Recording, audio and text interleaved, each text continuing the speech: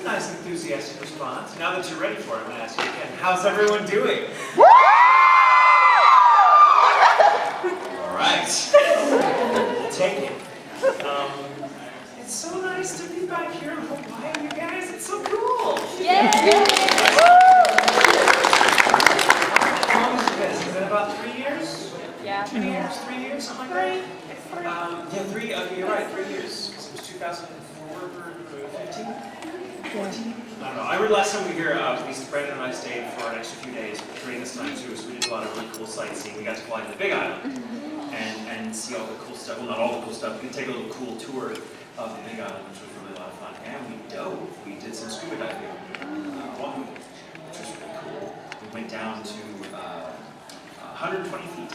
At the bottom of the ocean, there sits a downed World War II bomber, a Corsair. And it just kind of, it didn't go down tragically. The guy ejected out of it and survived, thank God. It just went down in a training exercise, but it was really cool to see because it's still just hanging out down there. It's like all covered with coral now, and it's the remains of a plane. And our dive, it was just me and Brandon and our dive master, just the 3 of us, going down 120 feet with our rigs, and then going, oh, that's a plane, oh God.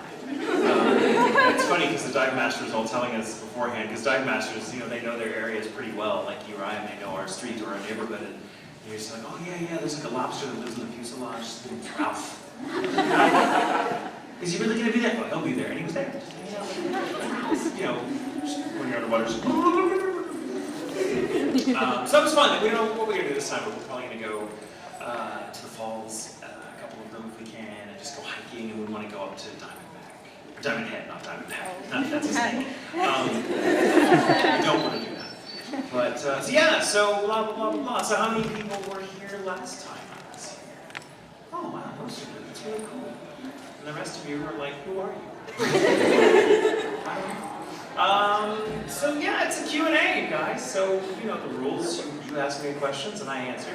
We try to keep it relatively family-friendly, which means I can be kind of PG-13, which means I get a few swear words in there, because I'm going to anyway. But yeah, who's got a question? Who wants to start us off? Anyone? Yeah, you, the glasses right there. Thank you. Welcome back. Thank you. Congratulations to you and Brandon. I watched your proposal video that you put on YouTube. I would like to thank you very, very much. I would like to point out that on that video, I did the universal, oh my God, I've just been proposed to face, which is, it's a fact, everyone does it all the time. I'm like, oh, I did the thing. Man, we were in Paris, how could I say no? I mean, you could have asked me at a bus stop, and I would be because it's amazing. So, yeah. So my question is, after having been away from it, how was it like to return to the role of Rintaro Okabe to do Steins Gate Zero last year? Oh, Steins Gate. Oh man, how many Steins Gate fans do we have here? Oh, a few, which is nice. Because I remember years ago when I would ask that question, like 1 or 2 hands would come up, and I would always be one of them. And over the years, you know, it caught on. More and more people started watching it because it spread by word of mouth, and it was so lovely to see it kind of realize its potential and become a really, really popular title. So that when Steins Gate Zero came down the wire years later, it was an A-list title. So when Funimation got the original series, no one knew anything about it. It was one of those shows that we just kind of got, and it was like, okay, we're working on that. What's this show? And then I was asked to write it along with Patrick Seitz, and we fell in love with it, going, this is the most amazing show in the world, and no one will watch it. Because they weren't putting any money into promoting it, which is, it just happens. If it's an unknown quantity, it's understand the studio was like, we don't really. And so it came out, and we were all super proud of it, and it was one of the best experiences of all of us who worked on it in any capacity. We're so proud we've gotten to be part of this in some way. And then we talked about it, and then weirdly enough, 7 years later, when Steins Gate Zero was coming down the pike, it was an A-list show. Funimation was like, oh yeah, we're going to do so much crazy stuff. It's going to be a simul-dub, and we're going to do this, and we're going to do interviews, and we're like, well, that's nice. They didn't do any of that for the first one, and you know, which was kind of, you know, I think I had Man, I can tell emotional stories about working on that show for a long time. I didn't want to do it at first, the second season, because it's really emotional territory, and it's one of the hardest roles I've ever done. And I knew the story, I knew where it was going to go. I knew what was going to happen, and I knew that, like, whereas in the first season, it took us about half of the show to get to the really dark emotional stuff. And so that you had the first half was kind of light and funny with, you know, some hints of darkness, but for the most part it's a fun show until episode 12, and then, oh god. And that tone, though, is where the second, where Steins Gate Zero starts. And it only gets progressively more and more brutal. And it was rough. It was really, really rough. And another thing is I wasn't asked to return as a writer. Neither Patrick or I were asked to return as writers, and there had been some structural changes with the way the studio worked with writers anymore, and so we weren't no longer part of it. And so I almost didn't reprise my role as Okabe because I was so. I didn't want to work with someone else's scripts that weren't mine or Patrick's on a show that vulnerable. And I was like, I don't trust anyone else to necessarily give an adaptation that's not just going to make me like hate every day I work on this show. But fortunately, they gave it to writers who were really good and who worked with us very closely and did a really good job. And I came in, and it was kind of the weird, perfect place to be because it's where Okabe is at the beginning of that show. He's so like, he's wearing black. He's let go of the lab coat, for God's sakes. We don't see him in the lab coat for a long time. And that kind of tells you everything about it. But it was really wonderful. When I was going back and watching the original in prep for the new stuff, I watched it again, and suddenly it dawned on me how significant it was that Suzuha's last line in the first season was, "See you in 7 years." And that's exactly how long it was before Steins Gate Zero came back. Oh, mind blown! They knew what they were doing the whole time! Which is really cool. And it's really fun to work on shows like that. I'm very proud of what we did. And it was a different director this time, too, on the adaptation side. It was Chris George, who I love to death, and who is, I've known him since he was a wee little engineer. And he's now one of the best directors they have up there, and he's wonderful. He's got the sensitivity of it. And they also knew, because we learned from our experience of working on the first season, of how important it was to have little palate cleansers between scenes, especially when it was really emotional. So I'd get really emotional and cry and make all these gross noises in the booth, because that's just the emotional state you're in. And then they'd be like, okay, go, good take. Here's some cats! I picture like a French bulldog falling, you know, or something, or being really cute, and I'm like,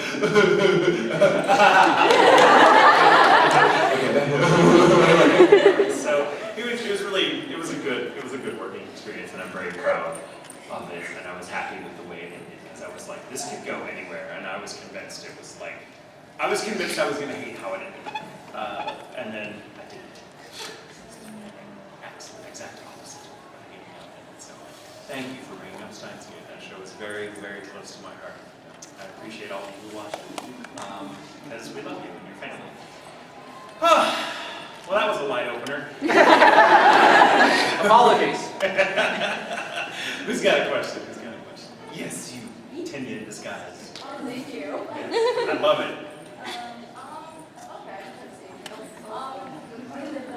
Sorry, I didn't stumble over my words. I'm trying to collect them. No worries. So, because I know that you like prefer giving unique questions. I do. I like unique questions. So, if there was an alternate universe where instead of everything being a hero society by gravity, it was rather an antagonist and villain society, what do you think Tanganyika would be like in that? Whether or not you would rather go with its opposite personality, or it's just Ida is going down the dark path? And second question, how would the regular Ida and this Ida interact with each other? What would their dynamic be? God, think about this. This is hard. It's like a test. I think we've already kind of seen what Tenya would be as a villain when he was having to pretend to be a villain for the assignments. And how he really relished it, because he was like, I have to be evil. Because Tenya is nothing if not dedicated to whatever he's supposed to do. So I think we're all very lucky that he's not a bad guy. Because I think he'd make a really good one. He'd be the bad guy that other bad guys hated, though, because he was just so, God, will you calm down? Because he'd still be Ida. He'd still very much be, you know, everything has to be perfect, and why aren't you doing the thing that I want you to do? Like, he's a human border collie. Like, he has to do this thing. Like everyone has to be doing the thing. Everyone heard. So I kind of feel like there are several moments that define Tenya as he is in the series that are just like little almost throwaway moments that I think are just like, that is so a perfect summation of just who he is and how he fits into this group dynamic. And one of my favorites is when he's in the background telling everyone to get on the bus. And he's like, everyone line up, we're doing this very specific thing, and everyone come on, you there, shut. You know, he's being Ida. And then it cuts away, and you blink and you'll miss it, and he's just sitting there, and it's an open plan bus seating, and he's like, this ruins everything. It's just so down. I'm like, that's so him. Everything you need to know about how he fits into this world is contained right there in that tiny little blink and you'll miss it cutaway. But that, I think Tenya would be a bad guy. In the same vein, I think he would be, I don't think much about his personality would change. I think what he was dedicated to would change. He would be dedicated to, you guys, we have to sow destruction and chaos. Get it together. Which would be kind of a misnomer, because he'd be like, everyone, okay, we have to be extremely organized so we can sow chaos. It's like Bizarro Tenya. I can't even conceive of it. Where Tenya's like, you there, that line is too straight, break up a little. You're walking too rhythmically. Give it some panache, like whatever. And then I now want to see the alternate universe episode where that happens, and their assignment is to pretend to be good guys, and he ends up going, oh, this is actually much easier. But yeah, and I think I don't know. I think they'd spend a lot of time just looking at each other. These two iterations of him going, why do you do this thing you do? Why do you do it? I don't. Stop asking me the hard questions. What's going on? You're bad. I have to. But it would be like, I don't like what you stand for, but I appreciate your attention to detail. It's fun. Thank you. And thank you for my baked goods. You always give me baked goods. And I love that you are cosplaying Tenya in cosplay. Where when I saw it for the first time, my reaction was, I look like the bad guy for me. So you had a question, so yeah, we'll get to you. Has there been any character you got tired of voicing or doing, while in the middle of the show or anything? No, I've never grown tired of a character. I've had days where I cannot wait for the session to be over because maybe I'm going on 3 hours of sleep or I'm not feeling well or something like that. But it's not the character. I love what I do, and most actors do. So I don't get tired of the characters I play. I love all of them, even if they're characters. As actors too, a lot of the times we have to breathe life into a story that we're not the target audience for. Many times I've been in Pokemon, for example. Love the idea of Pokemon. I am not the target audience for that show. And that's fine. That's just not. I'm not who it's for. But it's wonderful to be part of it as an actor because my job as an actor is, regardless of how I feel about the show or the character as an audience member, as an actor, my job is to make sure that whoever this is for gets the best I can do. Otherwise, I've been miscast, and I just shouldn't be doing this for a living. If I'm ever tired of or don't like a role I'm playing, I feel it's my own shortcoming as an actor and as a person. Because you'd have to be really entitled to be bored with being an actor. Because it's a fun job. It's work. Don't get me wrong. It's a lot of work, and there's a lot of things that come with the business that aren't so fun. But that's anything really. And if I was ever going, oh, I hate this, I don't like this character, whatever, that's so disrespectful to all the people that would give anything to be in that booth doing my job. So I've never ever been in the booth and thought to myself, God, I'd rather be anywhere else than here right now. At least if I felt that way, it's not because of the character of the show, it may be because of just I'm having a rough day for reasons that have nothing to do with it, and I just want to get it over with and move on. But sometimes, if I'm having a bad day, jumping into the role or the character is a great way to get out of myself and process what I'm going through in my personal life and just kind of get out of it. So no, I've never gotten tired. You may have gotten plenty tired of me as a character, and that's fine. That's your prerogative as an audience member, and I don't blame you. But as an actor, I love every second of it, even when I'm tired, even when I'm not the target audience for the show I'm working on, even if I don't always like the people I'm working with, though most of the time I do. I've never gotten tired of it, and I hope, and the minute I do, it's time to retire. And hopefully that would be anytime soon. So that's another question. Who's got another one? Yes, you had.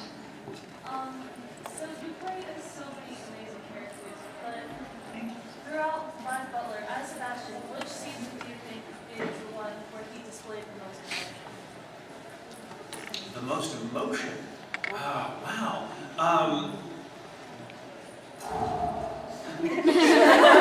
Sebastian's not really known for his emotions. I mean, he's very much the picture of the British buckthug, and that's the role he's playing as a demon, and he's really good at it. So, but I think Book of Circus is probably my favorite season, because I feel like it kind of realizes everything about the show that I love, and it's a perfect iteration of everything that the show was trying to do, because it balances the humor and the really dark stuff perfectly. And I love watching Sebastian's reaction to CL maturing into this dark soul, because CL has some epiphanies in that moment, like toward the end. No spoilers for those of you that haven't seen it, but oh my God, what have you done in your life? I know, right? But there's a moment where Brina as CL gives this amazing performance as CL when CL is realizing this is all, you know, it's that kind of nihilistic moment of like, and CL's just laughing at the absurdity of life. And there's a moment where Sebastian just goes, damn. And you can see it, it's this little, there's no moment in any of his dialogue where he says it, or there's no moment in any exchange between the two of them where he gets to say, like, wow, what you did was pretty amazing. You just get to see it on his face for a split second, him going, you know, and you're like, oh, something happened he didn't expect. And we don't see Sebastian react to things he doesn't expect because he expects everything. That's why he's so good at what he does. Nothing surprises him. He's amused when things surprise other people, which is all the time. So I think season 3 was a great moment, but I think that's the most emotion genuine emotion we've ever seen him display. And that's when he's like, wow. You know in the back of his mind, he's like, oh, you will be good even now. It's a nice, ripe soul just ready for devouring because it's like you've given up on life. Whew, what a dark place. That's why when people love Sebastian, they scream like he's a beetle. And I'm like, that's hysterical. You know he wants to eat your soul, right? We're clear on that. I mean, I get that he's sexy and capable and all the great things, but he just wants to kill you and eat you. Well, your soul, which is worse. But yeah, I think that and you know, moments in the Book of Atlantic, which I love. Has anyone seen? Well, that's a stupid question. Some of you have seen Book of Atlantic, I'm assuming. Yes. Is it not amazing? Oh, I love Lizzie's story. Yes. Lizzie's story. That's my favorite thing about the whole Black Butler franchise. Is when we learned about Lizzie, we're like, oh my God, that's so amazing and tragic and amazing and so it feels. I wish we could have had a moment where Sebastian is kind of like, you're with her. We just don't see it because it's not important to the story for us to see it through his eyes. And playing Sebastian too is really interesting because it's not a story that he's not the protagonist. He's not the person the story is happening to. He is the reason the story is, or part of the reason the story is going on. But his performance as a demon playing a butler, and then my performance as an actor playing a demon playing a butler,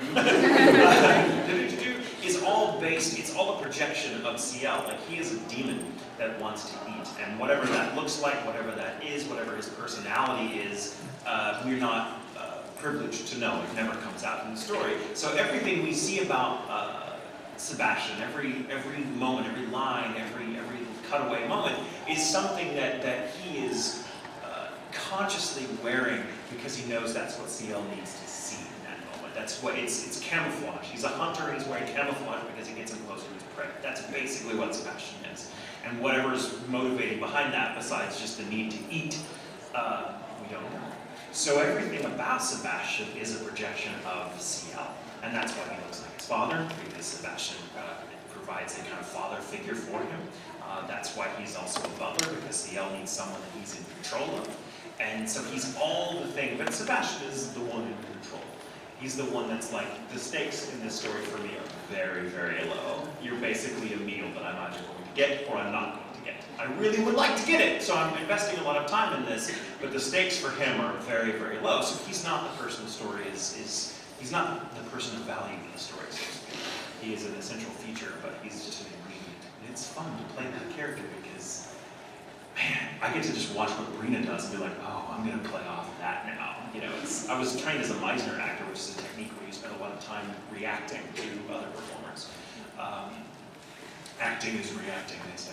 And so it's really fun to kind of look at Brina's performance and kind of try to break it down and analyze it and look at it as Sebastian going, okay, now what, okay, given the emotional timbre of that scene, what should I say to get what I need from this character? So it's a great way to kind of exercise your Meisner muscle in the booth, which isn't often the case. So thank you. I just realized I applied you a lot of philosophy and acting stuff, so I apologize. I go there pretty quickly. Thank you for that question. Who's got another question? Yeah. Yes, you. One of the first things I saw you in was The Gray Man a few years back. Yay! And I have to say, Like 1,000 years ago.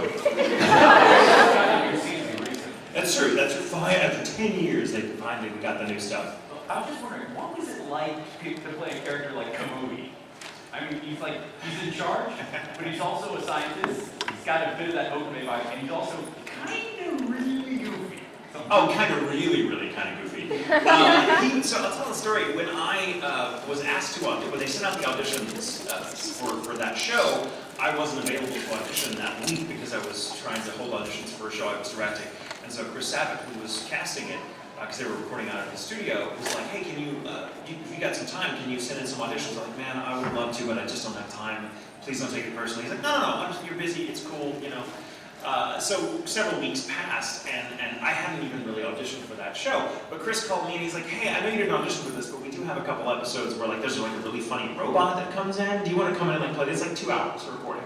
Do you mind coming in? And I was like, oh, that'll be fun. Yeah. So it's not the kind of role that they typically audition people for because it's like a little one-off character that we see has maybe 20 lines and then that's it. So I went in and recorded the episode with Sir Conlon II, the robot, the crazy robot that drinks the coffee and runs him up. And I recorded that first, and we were just having this moment where I was just coming in, and I had nothing else going on that day, which is rare, and so I was like, I was going to go home and catch up on my sleep, and I go in for this little 2-hour session, playing the robot, and Sabat was like, oh man, thanks, really fun to play this, and I'm glad just to have you in here anywhere, it'd be great. And then as we were recording Sir Conlon, I just kind of see Sabat go, what's the rest of your day look like? Nothing. He was like, can we make this like can you go for 8 hours? I'm like, yes I can. I love work. What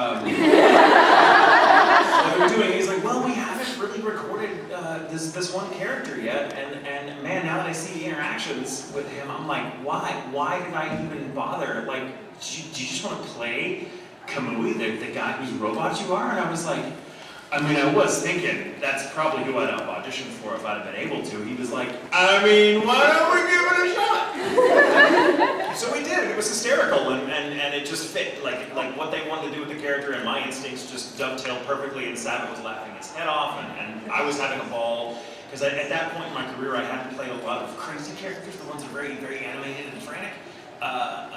Mostly I play suave characters like Kyoya, who are very, buttoned up and very, low key and maybe a little breathy, but they're the dark horse characters, right? But I don't play characters like this a lot. And so I was sweating like a pig when we were done because it was such a workout in the booth to be that. Because I'm a very physical actor. I am totally just 10 years realize. It's true. Like I'm always in motion. I'm always like this, that, the other, and even like. You'll watch my hands. That's not me trying to eat it. That's just me. I think the creators of My Hero Academia just followed me around with a sketchbook.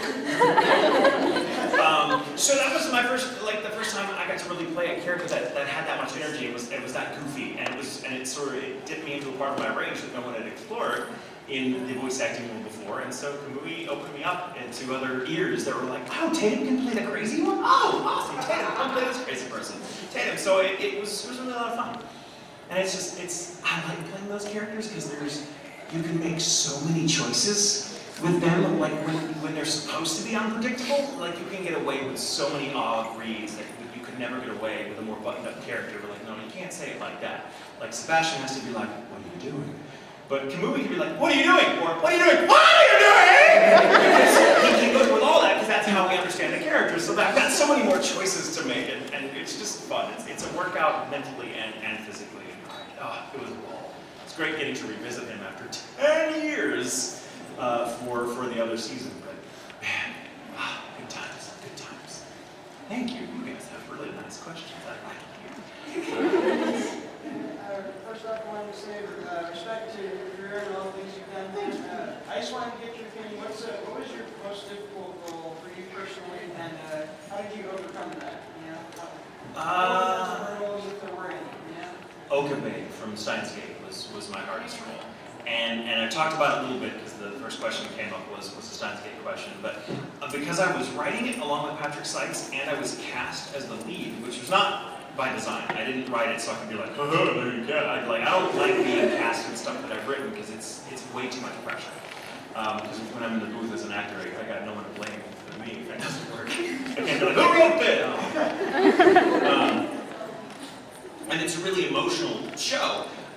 So there were a lot of times where I'd be at home and I'd be working on the script, listening to and absorbing the original Seiyu's performance, going, oh my God, I don't know how I'm going to match that. I don't know how I'm going to do that, because that's brilliant acting, and I don't think I have the chops.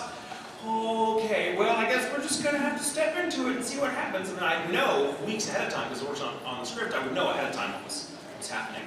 So I didn't have a chance to just not worry about it. So I stressed all the time. It was also getting to work on a show about time travel where the main character is revisiting certain points on different timelines again and again and again and again. And so I would do these scenes through multiple iterations as a writer, as the actor, playing it at home as I'm writing it, and also just seeing it. So I was like, I kind of mentally got okay, I'm like, okay, what episode are we working on?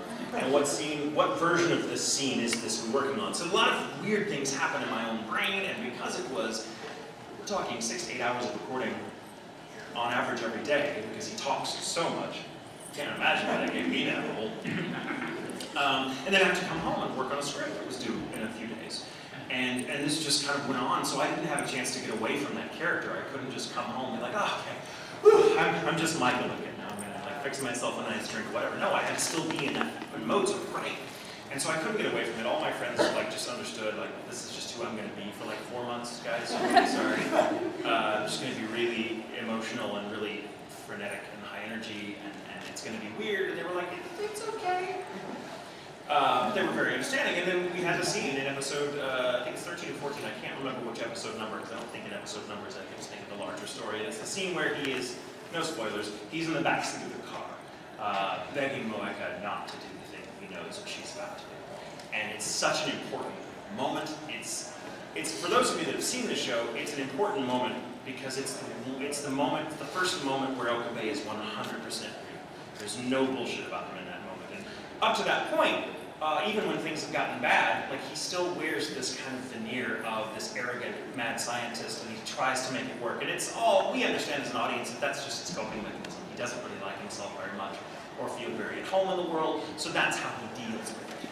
And when he realizes the only possible way to try to maybe have a chance at stopping this awful thing, all he can do is just say the words while he's crying and just emotional, saying, please don't do this. I'm nothing. I'm nothing. I'm nothing. No one will ever believe me. You're fine. Just please don't do this.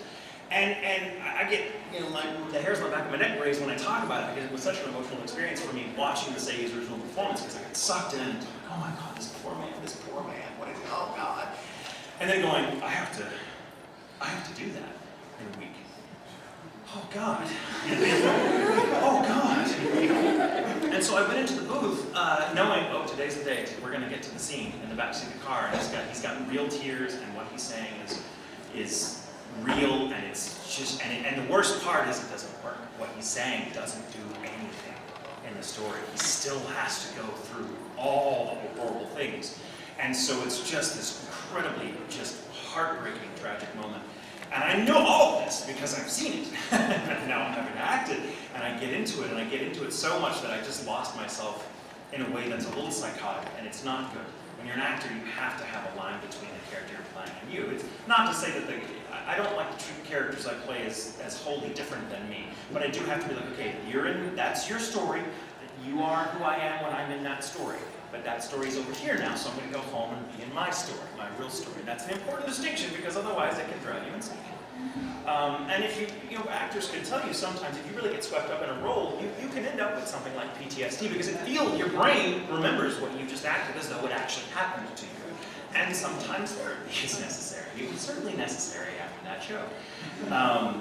And in that moment, I was recording and I just lost it. I just lost it and I cried and I had a breakdown and I literally crumbled to the floor and I was like doing this thing and I'm like, I felt like such an asshole. Because I was like, this is what you see in movies where someone's like, oh, you know, I'm like, what the hell's happening to me? And luckily, the director, Colleen Clickenbeard, was really sensitive to it and she was like, you okay? And I was doing that ugly cry, not the beautiful cinematic one tear down one cheek cry, but the just, you know, everyone's cried, and it's like, after you cried, you just kind of dry heat crying, you say everything like this. That's how bad it was, and so she's like, you should probably come out of the booth and maybe walk around, splash some water in your face, and we need to call it a day, we'll call it a day, but just take a break. And I was like, okay. I was a wreck, and I felt like, oh man, I felt like a shit actor and a shit writer, everything was just wrong. And I come back in the booth like 20, 30 minutes later after taking a bit of a break, and Colleen's like, well, we have some decisions to make. We can do all that again if you want, or you'll be happy to know everything you did in the original take works beautifully, and it's actually my preference. But I know it was real, so do you want to do it again, or do you want everyone to know what you sound like having a nervous breakdown? I want everyone to know what I sound like having a nervous breakdown. Let's fuck doing that again.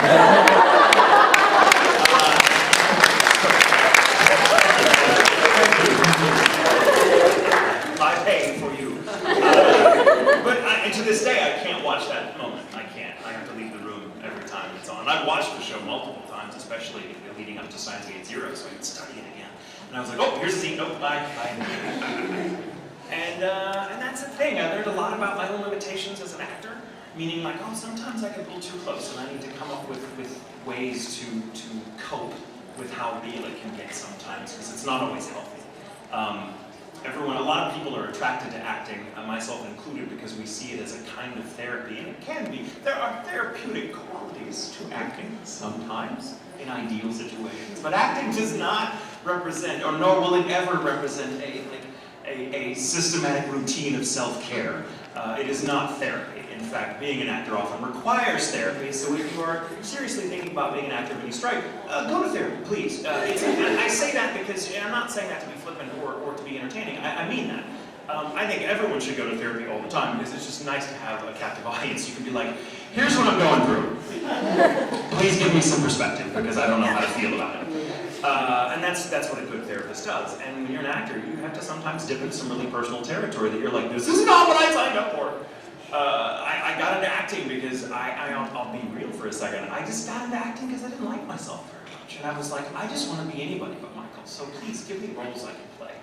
Give me things I can do because I don't want to be this. I don't like who I am. Who does? No one likes who they are.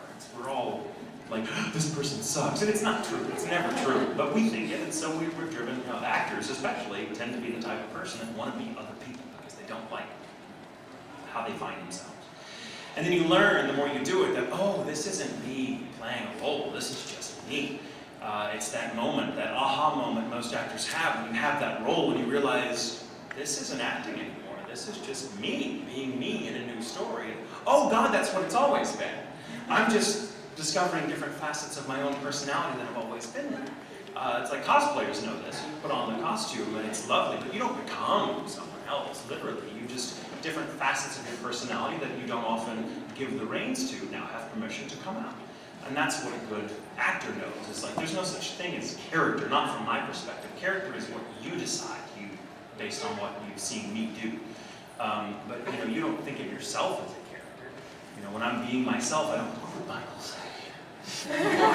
Whatever I say is what I would say, because that's who I am.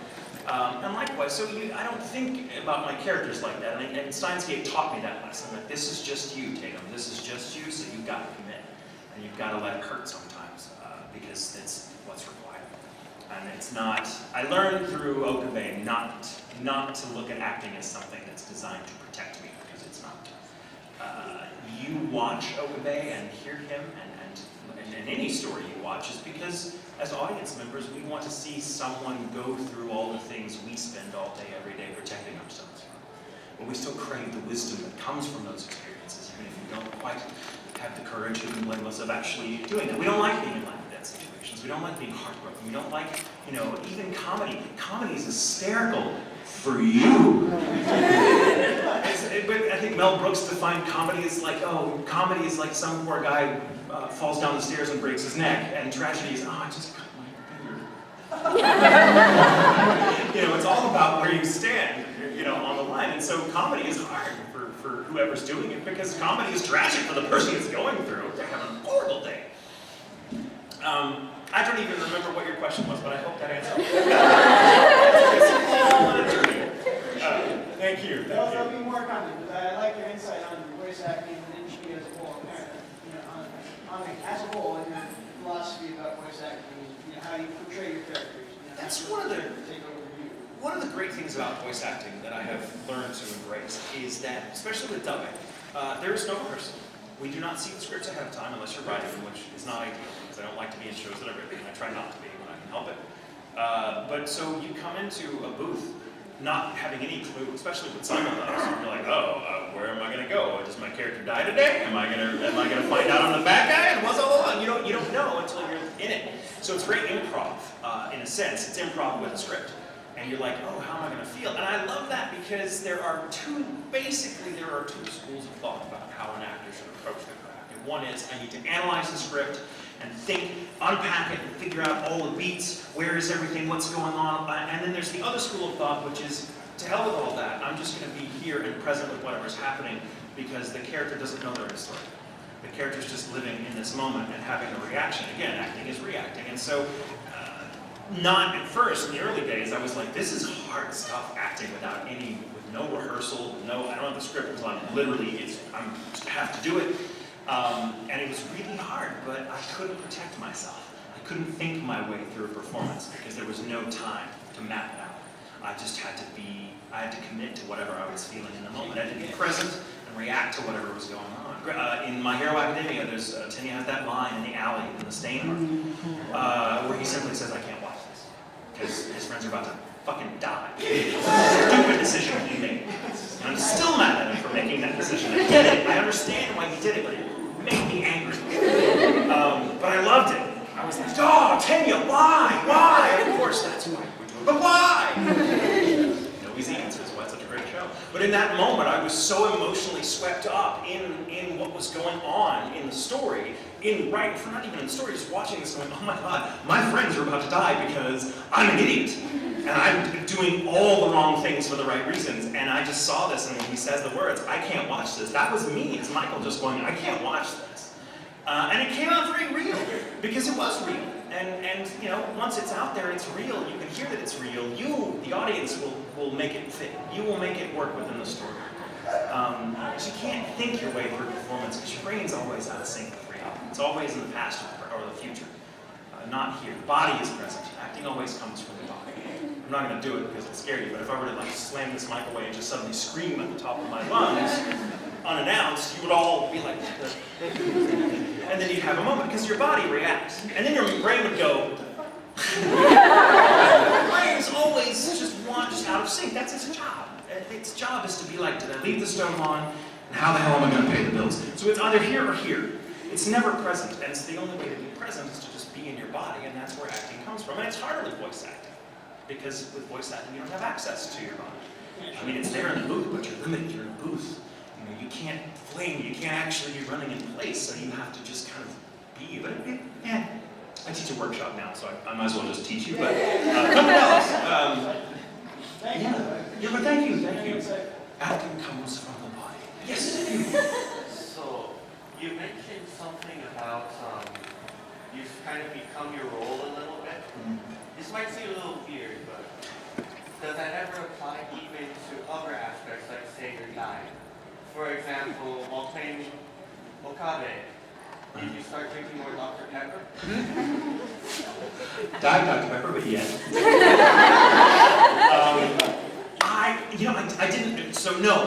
didn't start drinking Dr. Pepper, but I did start thinking about what I was drinking in terms of like, this is amazing because I drink it. It was just, I found myself like, well, that's what he thinks. It doesn't matter that it's Dr. Pepper, even to him. It's just like, that's what he likes, and so he has to make it bigger than it is because it's what he does.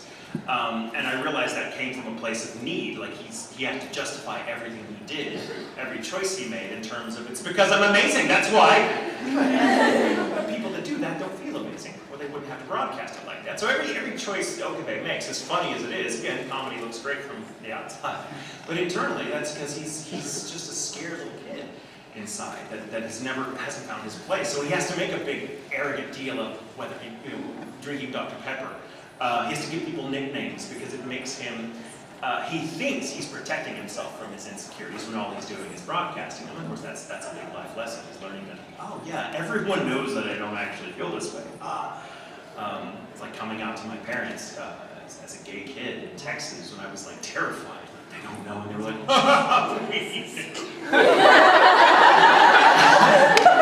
I was like, you didn't, but how? No one sees us. They see us. But sometimes, and I will. Sometimes I'll discover facets of my personality playing a character, going, well, that's a useful thing. I'll do that. So when I play Kyoya, like that calm, collected character that kind of always has a plan, I was like, I like his perspective. I'm going to use that sometimes because it's not where I go often mentally. It's not where I seldom have a plan. But I was like, but having a plan sometimes really useful. I'll start doing that. And so I just kind of found that perspective by playing him and going, oh, well, somewhere inside of me is a planner, is the kind of dark horse that's like, oh, no, I know.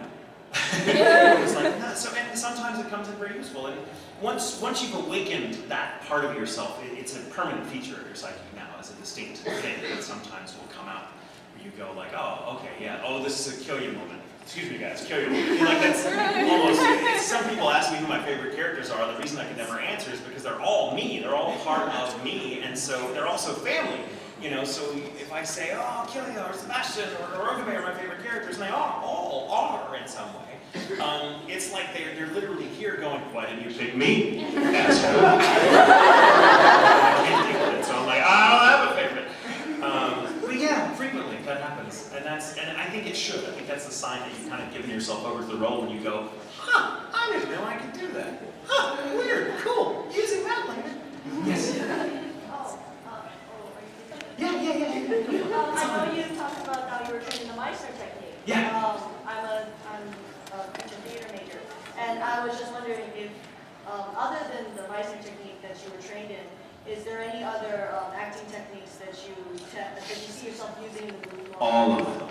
That's I make such an intense study of acting philosophies and techniques over the years. Meissner was my first really intense experience with a particular technique. Everything ahead of that had just been like, here's how we look at a script, here's how we analyze it, here's what the beat is. It was basic, like learning the basic vocabulary of the craft.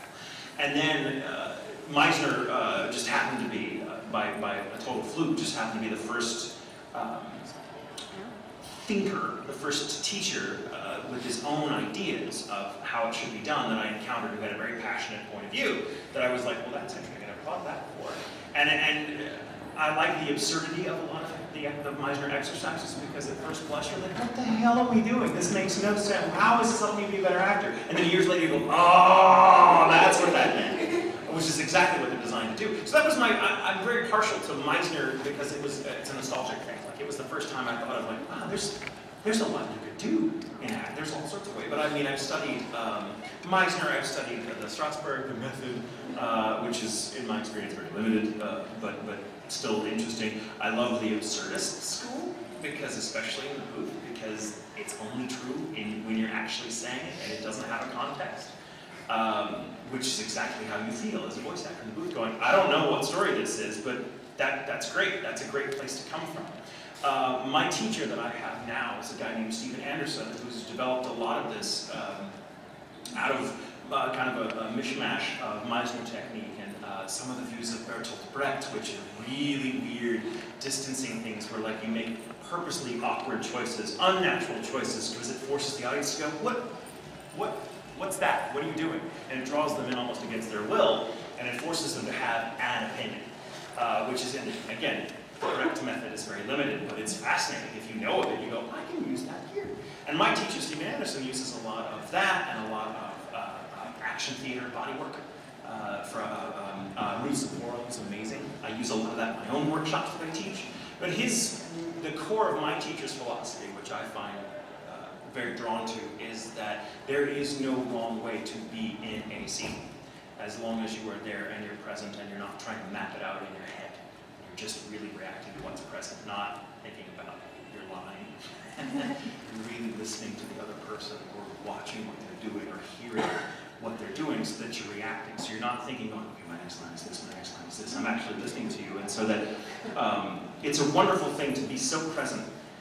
When you do a lot of these exercises, you'll have the script in your hand, for example. So I don't have to worry about memorizing the lines because they're right here. And I just have to, and I don't know what my next line is until my scene partner goes this. And they may say this at me and I go, and I may feel like, what the fuck you? And I look down and the line is, what do you think you're doing? And I'm like, oh, that's exactly what I wanted to say. Because you're so in the moment that the words have no meaning until you say them.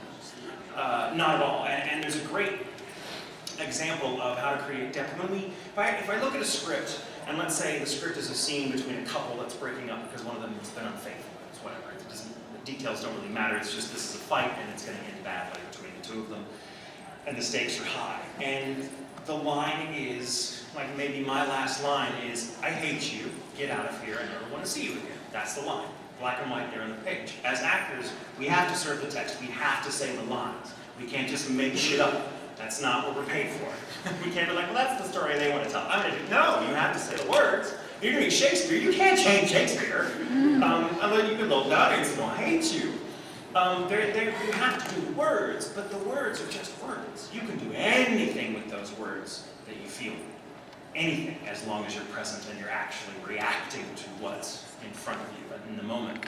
So let's say, if I were taking an analytical approach, reading the script and going, okay, he's definitely mad right here, but that's an approximation. What is mad?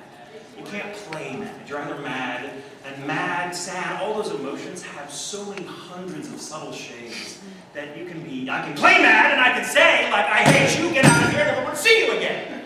That's a very conscious, see, he gets up, he's like, I'm ready to go. But that's me deciding I'm going to play mad at this point. I've decided that's how I'm going to feel before I'm actually there. And it makes no sense. Some actors are really good at faking it. But they always will give the most predictable choice. Well, yep, that was mad. And you as an eye look, box checked, that was mad. That's, a satisfying review. But if I'm really lost in the moment, but I know the words are there, and I have them so committed that they're going to come out whatever I do.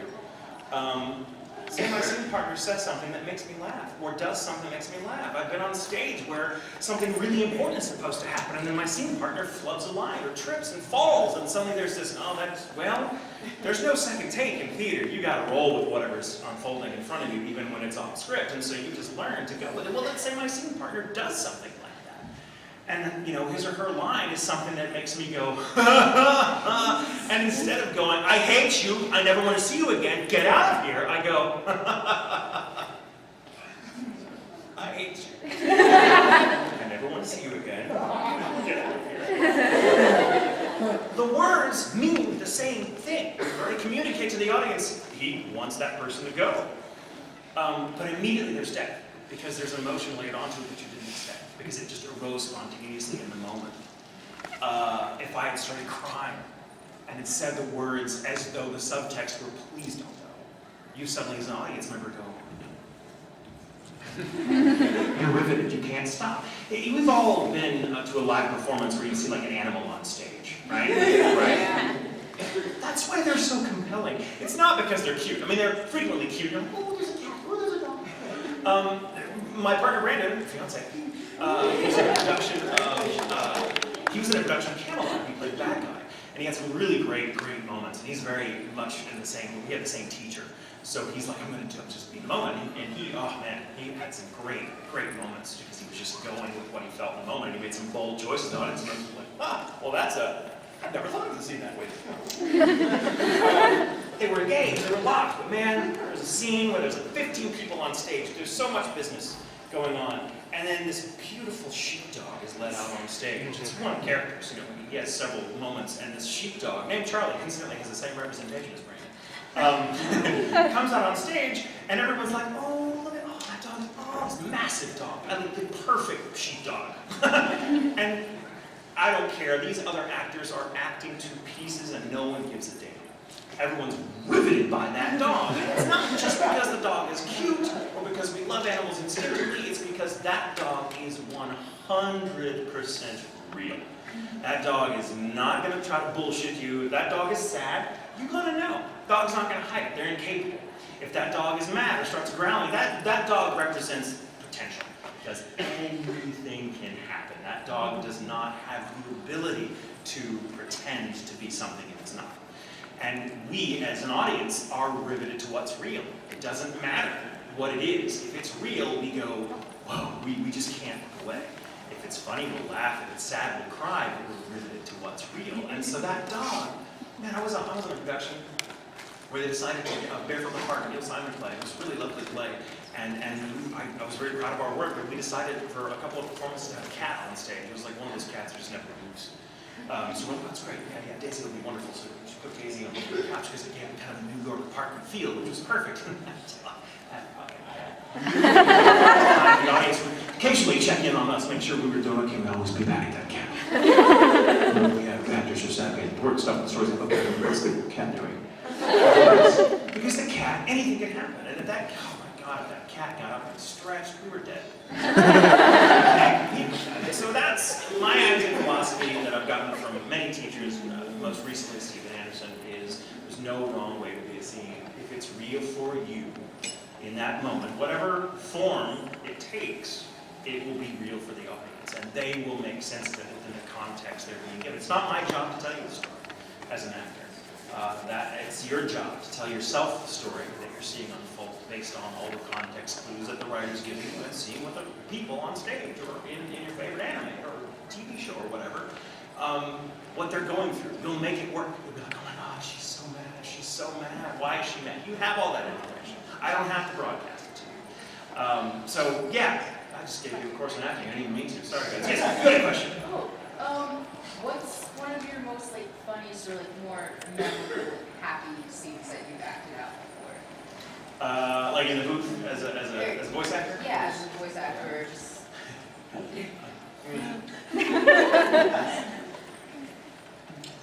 There's been so many.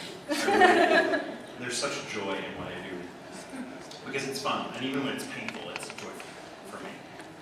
Which is just, this may sound strange, but that's just kind of the sort of person I've slowly grown into being, thankfully. I love the moment, and it's such a sad moment. I mean, it's sad, but it's not sad as many words. Don't really ever encapsulate the emotion we're trying to make it mean. But the moment in Oran High School House Club where he, it's that shot where he's giving the little voiceover monologue in the episode, and then you met him, and you just back up and you see him painting outside of his frame this beautiful rainbow rose. And I just cried. I was like, oh my God, yes, you go, Yogi. And I read the line through that emotion, and Caitlin was like, that was perfect. And I realized that's all Kyogi needed in that moment, was to hear his own inner voice go, you do this. And that's why he's able to do that. And I just had this moment where I was like, this is amazing, I love this. Life is beautiful. That's one of my favorites. There's been moments like that on just about every show I've worked on. The last Okabe line we hear in Steins Gate Zero was one of those, where I got out of the booth and I was like, I'm going to cry now. Just warning you all. Yeah, tons of stuff like that. I've talked too much. I have like 5 minutes left, right? About 5 minutes. So let's take some lightning questions, which is more just me saying, I'll shut up and talk less. Yes, you. You go to a lot of conventions. Is there any character in particular that you walk in the door and you know you're going to be talking about when you see everybody? Wow. Like it doesn't matter where you go, what you're doing, this character is going to be talked about because it's Oh that yeah, fun. yeah, Sebastian. So I'm extremely grateful for it. It's not often you get to play characters that are that continue to be relevant a decade later. But always Sebastian. Always Sebastian. I've had flight attendants go, what do you do? And I'm like, oh, I'm a voice actor. Oh, well, I have like, anything I would know. And I just go, oh, black belt. And they go, how? It's very humbling, but yeah, that's one. I've gotten to the point now where like I recognize certain colors in my periphery, and I'm like, black belt cosplayer, 5 o'clock. CL blue. With a grill red. It's grill red, run. So there's that. And now I'm Tenya, that's a big one because my hair was just exploding. Yes, someone, yes. I'm a big Full Metal Alchemist fan. Thank you. Me too. Me too. And I was recently rewatching the blooper reel, and it got me thinking, what is your favorite blooper that you said or someone else has said? Actually, I'll just give you a Full Metal story. So when I got to be in Full Metal, Alchemist Brotherhood, I was a huge fan of the original, but it wrapped before my time as a full-time voice actor, so I didn't get to be part of it. Except I was Soldier A something, Conqueror of Shambhala, and I went over that door going, I have achieved something. I am in the franchise now. The guy had like one line. He was like, freeze, and then shit gets shot in the net. Me, I'm like, his name is Randy, and he's a family. So but that was around that thing for me. Then 5 years later, Mike McFarlane, by then he and I were great friends. He was like, hey, Damian Clark can't reprise the role because he was off doing a film, and that was my star. I was like, Damian can't do well. What are we gonna do? We just can't record. And he's like, do you want to do it? And I was like, So my favorite moment on that show, there are many, many moments, but the one that stands out is my first time recording with Scar's first big line, and this is how the recording went, and Mike McFarlane speaking on his phone for years. It was me going, foolish alchemists who turn their backs on the ways of God shall be punished, followed by,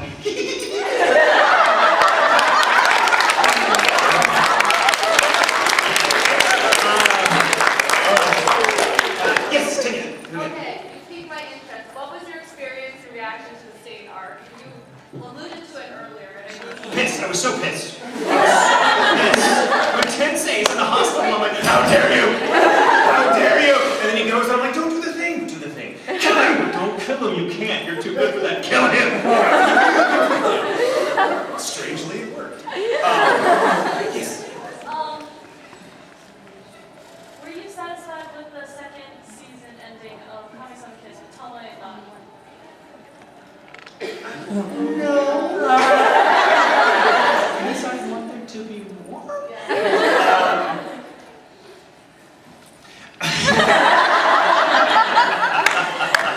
No, I really would like there to be more. It was a good ending for that season, but I was like, there's gonna be more, right? There's gonna be more, right? So far. Yes, okay. Yes, did someone else have a question? Yes. In less than a minute, can you list like what happens in a day of work?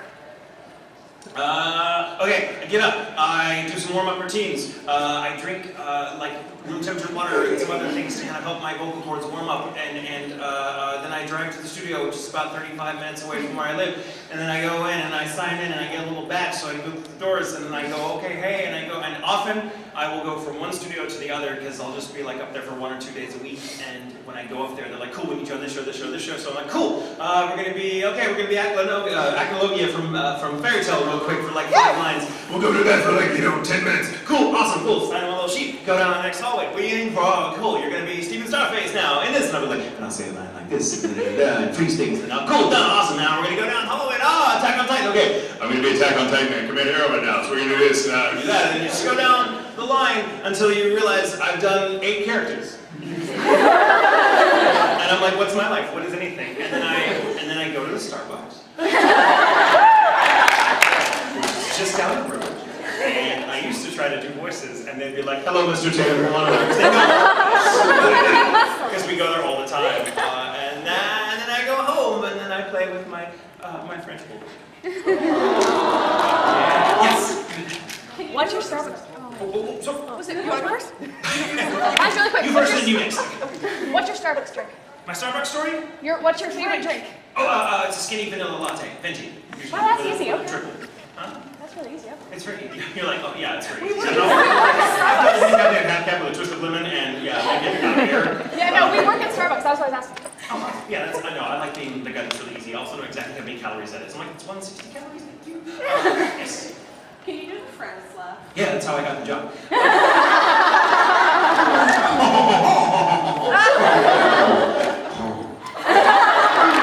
have to wrap it up, but I'm going to tell one funny story to close it out. One more funny story. So I speak French, and I've spoken it fairly fluently since I was a kid, because my grandmother spoke it.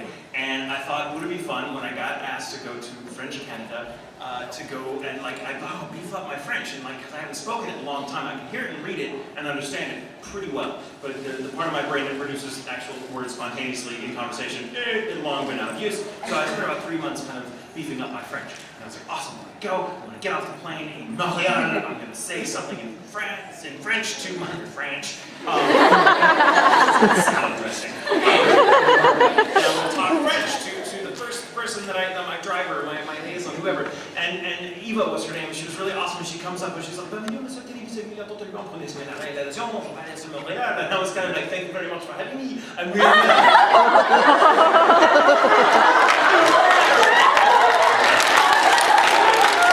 I just spoke English in a French accent. Some part of me was like, same thing, just do that. Some part of me was like, that's all French is, it's just English through cake. The cool thing is, it didn't sound like the French-Canadian Quebecois accent, it sounded like a Parisian accent, which they think is hilarious over there. And now she was like, that's hilarious, you have to do that the entire weekend.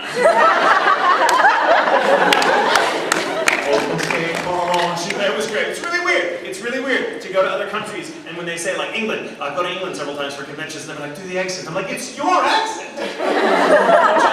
But anyway, guys, thank you so much.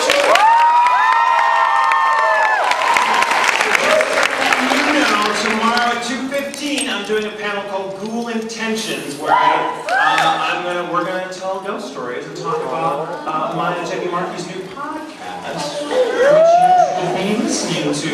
And then I